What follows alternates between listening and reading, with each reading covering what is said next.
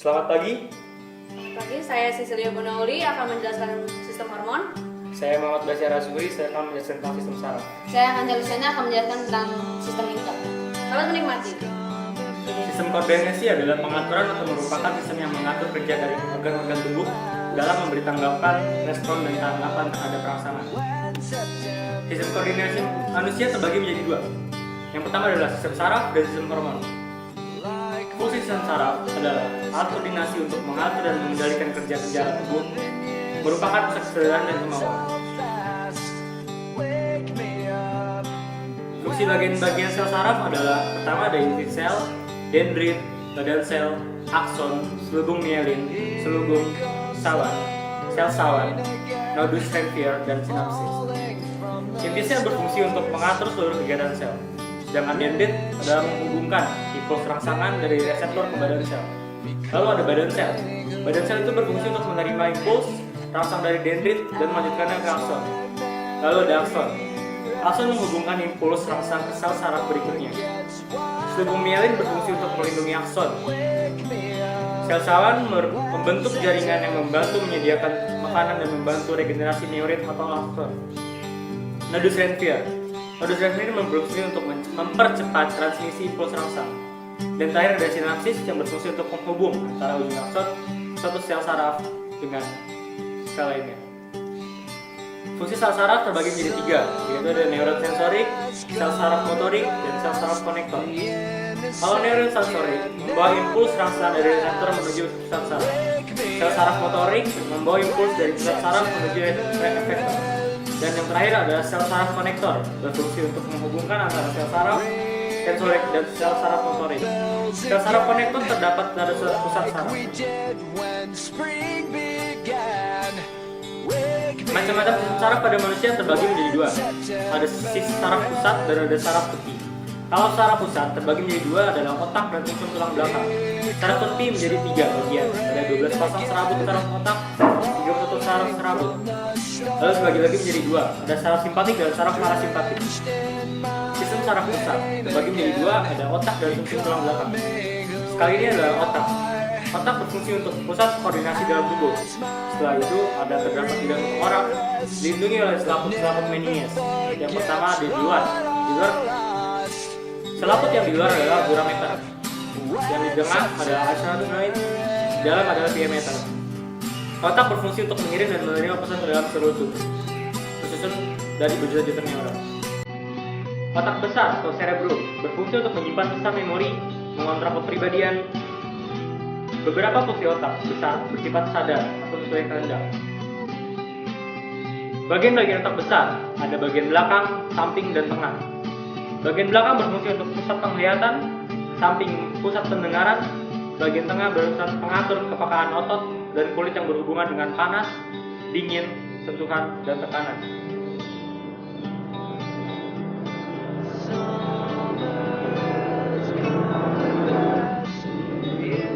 Otak kecil atau cerebellum berfungsi untuk mengatur keseimbangan tubuh sebagai pusat koordinasi otot gerak, terdiri bagi dua bagian, kiri dan kanan. Jembatan faral berfungsi untuk menghantarkan impuls-impuls otot kanan dan kiri tubuh. Otak tengah atau mesencephalon terdapat di depan otak kecil dan jembatan faral. Bagian atas berfungsi sebagai pusat refleks mata dan pendengaran. Lalu ada medula oblongata atau sumsum lanjutan, disebut juga sumsum tulang atau batang otak. Berfungsi sebagai pusat pengatur pernapasan, denyut jantung, dan pelebaran dan penyempitan pembuluh darah. Terbagi bagi dua lapis, yaitu lapisan dalam dan lapisan luar. Lapisan dalam berwarna kelabu, banyak mengandung neuron. Lapisan luar berwarna putih, banyak mengandung neurit dan dendrit. Setelah itu ada sumsum tulang belakang, terletak memanjang dalam rongga tubuh tulang belakang, mulai ruas-ruas tulang leher sampai dengan kedua tulang pinggang. Dibungkus selaput meningkat. Bagian luar dan bagian dalam mengandung neuron sensorik, motorik, dan menghubungkan berfungsi untuk menghantar impuls dari otak ke otak. Pusat pengatur gerak refleks. Gerak sadar sistematiknya adalah rangsangan diterima oleh saraf sensorik, dilanjutkan ke otak, lalu ada saraf motorik, dan diakhiri dengan efektor atau otot yang menghasilkan gerak. Lalu ada gerak refleks. Gerak refleks diawali dengan rangsangan, saraf sensorik, dilanjutkan ke susun tulang belakang, lalu ada saraf motorik dan efektor atau otot gerak. Sistem saraf tepi. Sistem saraf tepi tersusun dari semua saraf yang membawa pesan dari dan ke sistem saraf pusat. Sistem saraf ini dibedakan menjadi sistem saraf somatis dan sistem saraf otonom. Macam-macam sistem saraf tepi terbagi menjadi dua, ada sistem saraf somatis dan sistem saraf otonom. Sistem saraf somatis disebut juga dengan sistem saraf sadar. Sistem saraf somatis terbagi menjadi dua, yaitu 12 pasang saraf kranial dan 31 pasang saraf susun tulang belakang. Saraf kranial atau saraf otak berjumlah 12 pasang. Ke-12 pasang saraf otak akan menuju ke organ tertentu, misalnya mata, hidung, telinga, dan kulit. Saraf spinal atau susun tulang belakang. Saraf susun tulang belakang berjumlah 31 pasang yang keluar dari 8 tulang leher, 12 punggung, 5 pasang tulang pinggang, 5 pasang tulang kelangkang, dan 1 pasang tulang ekor.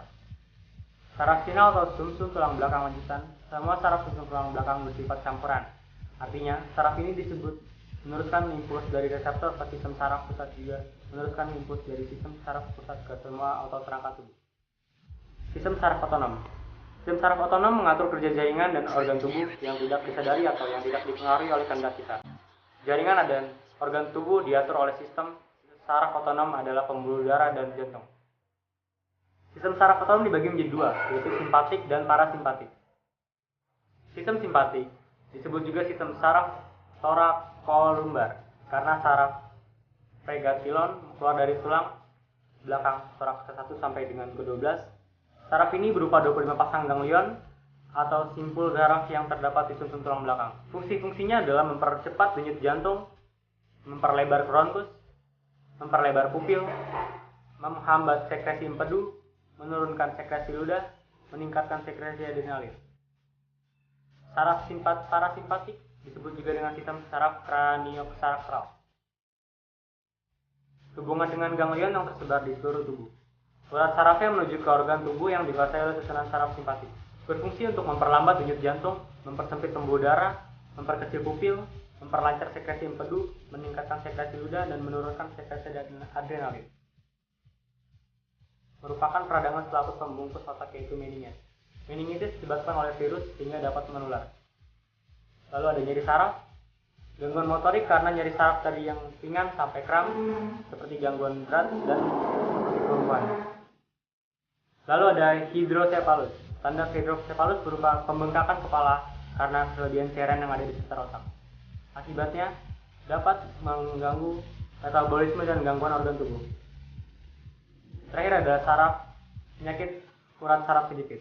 Penyakit saraf kejepit sering terjadi pada leher, pinggang, dan telapak tangan. Lalu ada gagal otak, insomnia. Gagal otak terjadi karena otak mengalami kecelakaan atau kerusakan. Insomnia disebut juga lupa ingatan sementara. Sistem hormon merupakan senyawa kimia berupa protein yang mempunyai fungsi untuk memacu atau meningkatkan proses metabolisme tubuh.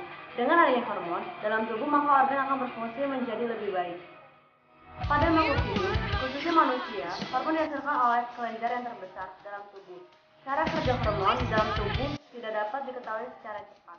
Perubahannya akan tetapi memerlukan waktu yang lama, tidak seperti sistem saraf yang cara kerjanya dengan cepat dapat dilihat perubahannya. Hal ini karena hormon yang dihasilkan akan langsung diedarkan oleh darah melalui pembuluh darah, sehingga memerlukan waktu yang panjang. Kelenjar dalam tubuh manusia dibedakan menjadi dua bagian, yaitu kelenjar eksokrin. Kelenjar eksokrin adalah kelenjar yang mempunyai saluran khusus dalam penyaluran hasil sekretnya atau getahnya. Contohnya, kelenjar pencernaan. Yang kedua, kelenjar endokrin, yaitu kelenjar yang tidak mempunyai saluran khusus dalam penyaluran hasil sekretnya atau getahnya. Contohnya, kelenjar hipofisis, tiroid, dan tilamus. Hormon berfungsi sebagai memacu pertumbuhan dan metabolisme tubuh, sebagai reproduksi, sebagai mengatur keseimbangan cairan tubuh atau homeostasis, dan mengatur tingkah laku. Berdasarkan aktivitasnya, hormon bisa dibagi berbagai macam, yaitu kelenjar yang bekerja sepanjang masa. Kelenjar golongan ini bekerja terus-menerus sepanjang kehidupan manusia dan terhenti jika sudah tidak ada kehidupan pada manusia tersebut, sehingga tidak terbatas pada usia. Contohnya, hormon metabolisme. Yang kedua, kelenjar yang bekerja mulai masa tertentu. Hormon golongan ini tidak dapat berfungsi jika belum mencapai proses perkembangan dalam diri manusia atau proses pendewasaan sel yang terjadi dalam tubuh manusia. Pendewasaan sel akan terjadi pada saat usia tertentu seperti pada usia pubertas, contohnya hormon kelamin. Yang ketiga, kelenjar yang bekerja sampai pada masa tertentu. Hormon golongan ini bekerja pada saat manusia dilahirkan sampai pada masa usia tertentu.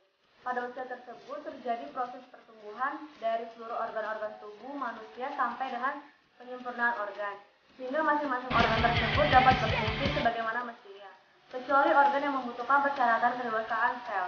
Hormon ini akan berhenti dihasilkan pada saat tubuh mulai memperlambat atau menghentikan proses pertumbuhan. Biasanya hormon ini bekerja pada kisaran usia 0 sampai 17 tahun masa pertumbuhan. Berdasarkan letaknya, kelenjar hipotalamus di dasar cerebrum di bawah hipotalamus, kelenjar pineal atau epilepsis di cerebrum, kelenjar tiroid di daerah leher, kelenjar paratoid di dekat kelenjar tiroid, kelenjar tilamus di rongga dada, kelenjar adrenal atau supranalis di atas ren, kelenjar pulau Langhar atau pankreas di rongga perut, kelenjar usus dan lambung di rongga perut, kelenjar kelamin yaitu ovarium di rongga perut, testis di rongga perut bawah. Yang pertama adalah kornea. Kornea adalah bagian yang kuat dan tembus terhadap cahaya. Fungsinya adalah menerima serta meneruskan cahaya yang masuk ke mata. Yang kedua ada aqueous humor. Fungsinya adalah membiaskan cahaya ke bagian dalam mata. Yang ketiga adalah lensa kristalin, yaitu untuk mengatur letak bayangan supaya jatuh tepat di bintik kuning.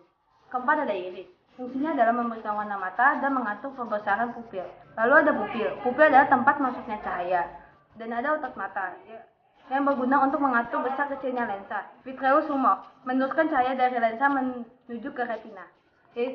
Lalu ada retina. Retina adalah tempat dibentuknya bayangan. Setelah itu ada bintik kuning. Bintik kuning merupakan bagian yang paling pekat. Yang terakhir adalah saraf optik.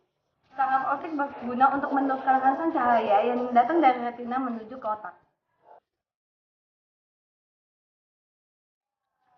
Saya akan menjelaskan bagaimana mekanisme cahaya masuk ke mata. Yang pertama, sumber cahaya masuk ke mata melalui kornea. Setelah itu, cahaya yang masuk melalui kornea akan melewati pupil yang lebarnya diatur oleh iris. Setelah lebarnya sudah diatur oleh iris, maka cahaya tersebut akan dibiaskan oleh lensa. Dan maka akan terbentuk bayangan di retina yang bersifat nyata, terbalik, ataupun tipe kecil. Sel-sel batang dan sel kerucut meneruskan sinar cahaya melalui saraf optik. Dan setelah itu akan dimasukkan ke otak. Otak membalikan lagi bayangan yang terlihat di retina, supaya seperti bayangan yang ada di aslinya. Lalu objek terlihat sesuai dengan aslinya. Miopia adalah tidak dapat melihat benda yang berjarak jauh karena fokus bayangan jatuh di depan retina. Yang kedua adalah hipokropia, yaitu tidak dapat melihat benda yang berjarak dekat karena fokus bayangan jatuh di belakang retina. Kedua ada presbiopia. Presbiopia tidak dapat melihat benda yang berjarak dekat maupun jauh. Lalu ada kebutaan. Kebutaan tidak dapat melihat benda apapun, umumnya disebabkan oleh kecelakaan. Lalu ada kabut senja. Kabut senja hanya dapat melihat dengan sama-sama, biasanya juga disebabkan oleh kecelakaan. Buta warna. Buta warna merupakan penyakit keturunan yang membuat orang tidak bisa membedakan warna. Lalu ada katarak. Katarak merupakan penyakit yang menyebabkan lensa mata menjadi buram karena terjadi penebalan. Lalu ada astigmatisme, yaitu kelumpuhan kornea mata sehingga cahaya tidak fokus pada satu titik retina. Yang terakhir adalah mata juli. Suatu kondisi ketika kedua mata tampak tidak searah atau memandang pada dua titik yang berbeda. Indra pembawa atau hidung memiliki komereseptor olfaktory yang berfungsi untuk menerima rangsangan berupa bau atau zat kimia dalam gas. Oke, sekarang selanjutnya saya akan menjelaskan bagaimana cara hidung mengetahui jenis-jenis bau yang masuk ke hidung. Oke. Yang pertama adalah gas masuk ke hidung. Setelah gas masuk ke hidung, maka gas tersebut akan larut pada selaput mukosa. Selanjutnya, gas yang larut pada selaput mukosa akan merangsang silia sel reseptor. Setelah itu, rangsangan diteruskan ke otak untuk diolah. Dan akhirnya jenis bau dapat diketahui. Adalah sinusitis, yaitu radang tulang tengkorak di sekitar hidung yang berongga dan berisi udara. Yang ketiga adalah polip, yaitu pembengkakan jaringan yang terjadi di dalam hidung dan mengeluarkan banyak cairan atau lendir. Yang keempat adalah hiporeksmia atau lebih peka terhadap bau-bauan, seperti orang yang dapat tahu aroma orang tersebut padahal orang tersebut juga belum tampak. Dan itulah tentang penyakit-penyakit pada sistem indera pembau. Adalah alat pengecap manusia yang mempunyai reseptor khusus yang berkaitan dengan rangsangan kimia, juga merupakan organ yang tersusun dari otot. Fungsi lidah adalah sebagai alat pengecap makanan, membantu menahan makanan, mengaduk makanan dalam mulut, membantu membesarkan mulut, serta membantu mempermudah dalam bicara. Jenis papila. Papila dibedakan menjadi 3 jenis, yaitu papila filiformis, papila fungiformis, dan papila circumvallata.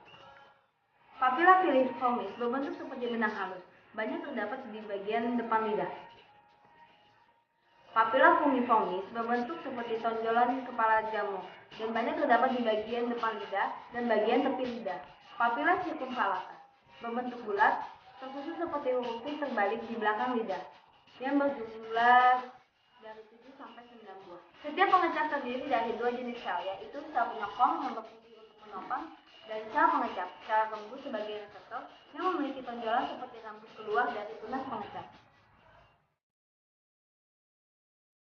Dan ini adalah bagian-bagian pada lidah, yaitu papila filiformis, papila fungiformis, sel penyokong, yang bagian kecil-kecil ini adalah sel penyokong, saraf kranial, ini yang ada di dalam sel penyokong dan yang ini seperti serabut, nah ini adalah sel kranial. Pori pengecap, sel basal, sel pengecap, papila circumvallata, yang ada di sini, yang gede. Pertama, makanan atau minuman masuk ke dalam mulut. Lalu, makanan atau minuman tersebut merangsang ujung-ujung saraf pengecap. Makanan atau minuman tersebut diteruskan ke pusat saraf pengecap di otak. Otak menanggapi rasa tersebut, dan akhirnya kita dapat merasa rasa makanan atau minuman tersebut. Lidah bisa membedakan 4 jenis rasa, yaitu manis dan asam yang banyak terdapat di ujung lidah, rasa asam yang ada di sisi lidah, dan pahit yang ada di pangkal lidah, di bagian belakang. Nah itu bisa ngerasain yang pahit. Kulit ini terdiri dari 2 lapisan, yaitu epidermis dan dermis. Epidermis adalah lapisan sel yang sangat rapat, dan dermis adalah lapisan di bawah epidermis yang letak selnya agak berjauhan satu sama lain. Pada kulit terdapat reseptor yang sensitif terhadap sentuhan, tekanan panas dingin, ataupun nyeri. Reseptor ini dapat berupa ujung saraf yang bebas ataupun ujung saraf yang diselubungi kapsul jaringan ikat. Setiap jenis reseptor hanya mempunyai fungsi khusus, yaitu menerima satu jenis rangsangan tipe reseptor, yaitu nyeri. Reseptor nyeri berupa ujung saraf bebas yang terdapat di seluruh jaringan tubuh, baik di bagian luar maupun di bagian dalam. Panas dan dingin, reseptornya berupa ujung saraf. Sentuhan, reseptornya adalah corpus maximal. Tekanan adalah reseptornya adalah corpus pacini, rufini, dan juga causa. Gangguan pada indera, yaitu luka bakar. Luka bakar pada kulit dapat disebabkan oleh panas, listrik, dan zat-zat kimia. Jerawat adalah peradangan kelenjar sebasea. Dermatitis. Dermatitis adalah peradangan pada permukaan kulit ditandai dengan gatal-gatal merah, bengkak, melepuh, ataupun berair. Telinga merupakan indera pendengaran sekaligus keseimbangan yang terbagi atas 3 bagian, yaitu telinga luar, terdiri atas daun telinga, saluran telinga, gendang telinga. Fungsi daun telinga untuk membantu mengarahkan suara yang memasuki saluran pendengaran. Telinga tengah dimulai dari gendang telinga. Dalam ruangan tersebut terdapat 3 tulang yang menyatu disebut osikel. Osikel ini berfungsi sebagai pengungkit yang menyampaikan getaran yang dihasilkan oleh gendang telinga ke telinga dalam. Dibedakan menjadi tulang maktil, landasan, dan sang duri. Pada sebelah dalam telinga terdapat saluran eustachius yang menghubungkan telinga tengah dengan rongga mulut. Telinga dalam terdiri 2 bagian utama, yaitu koklea dan juga saluran setengah lingkaran. Koklea ini masih dibagi menjadi 3 bagian, yaitu skala vestibul yang ada di bagian dorsal, skala media yang ada di bagian tengah, skala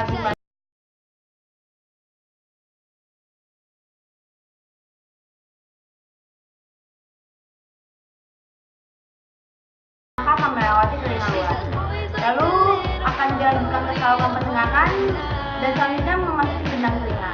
Gelombang selangkah menggetarkan gendang telinga, kemudian melomasi landasan sel putih dan akhirnya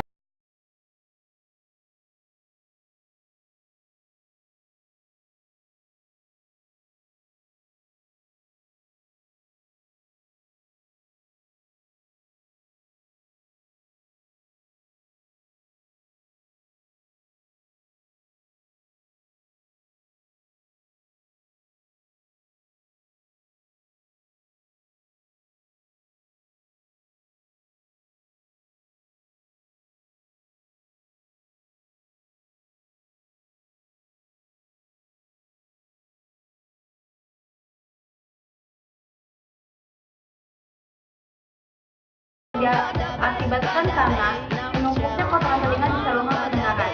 Seperti saraf, biasanya terdapat kerusakan saraf pendengaran atau kerusakan pada koklea, khususnya pada organ koku. Terhadap sistem koordinasi nafza adalah singkatan dari narkotika, psikotropika, dan zat adiktif. Jenis-jenis nafza dibagi menjadi 3 golongan: halusinogen, stimulan, dan depresan. Stimulan itu adalah menyebabkan sistem kerja organ menjadi lebih cepat. Contohnya itu kokain, amfetain, dan juga depresan. Depresan itu memberikan penenang bagi yang menggunakannya. Contohnya itu alkohol, ganja, dan juga opiat. Dan selanjutnya adalah halusinogen, memberikan orang yang menggunakannya itu menjadi halusinasi. Contohnya itu lem, ganja, dan kotoran sapi. Dampak buruk penyalahgunaan nafza. Pertama ada di bidang kesehatan. Biasanya orang yang berhenti menggunakan obat-obatan tersebut akan mengalami rasa sakit di sekujur tubuh. Biasanya akan memperlambat ataupun mempercepat denyut nadi, jantung, dan paru-paru yang dapat menyebabkan kematian. Yang kedua di bidang psikologis. Kemampuan berpikir rasional menjadi menurun drastis, ketergantungan psikologis, dan gangguan mental. Yang ketiga adalah di bidang ekonomi. Obat-obatan tersebut biayanya mahal. Yang kedua itu dapat merugikan masyarakat dan pemerintah di bidang layanan kesehatan, pendidikan, dan lain-lain. Yang keempat di bidang sosial, yaitu memperburuk hubungan antara pertemanan dan keluarga, dan juga dapat menularkan penyakit kepada masyarakat. Seperti HIV, hepatitis B, overdosis, dan TBC. Ini ada cara-cara merupakan kiat-kiat untuk menghindari nafza. Yang pertama adalah tidak pernah mencoba untuk memakai obat-obatan terlarang. Yang kedua adalah meyakinkan diri bahwa nafza bukanlah jalan terkaki untuk menyelesaikan masalah hidup. Yang ketiga adalah membatasi pertemanan antara pengguna nafza.